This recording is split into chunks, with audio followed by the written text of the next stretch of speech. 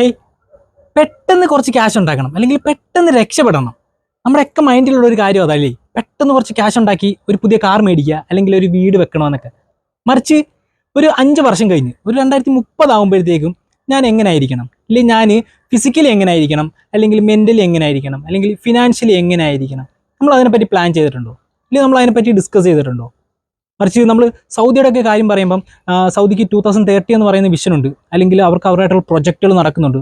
ഒരു 2030 കഴിയുമ്പോൾ സൗദി ഇങ്ങനെയൊക്കെ ആയിരിക്കും എന്ന് നമ്മൾ വളരെ എക്സൈറ്റഡ് ആയിട്ട് നമ്മുടെ ഫ്രണ്ട്സിനോടും നമ്മുടെ കൊളീഗ്സിനോടൊക്കെ നമ്മൾ ഡിസ്കസ് ചെയ്യുന്ന കാര്യങ്ങളാണ്. മറിച്ച് നമ്മുടെ കാര്യം വരുമ്പോഴോ, നമുക്ക് പെട്ടെന്ന് സക്സസ് ആവണം.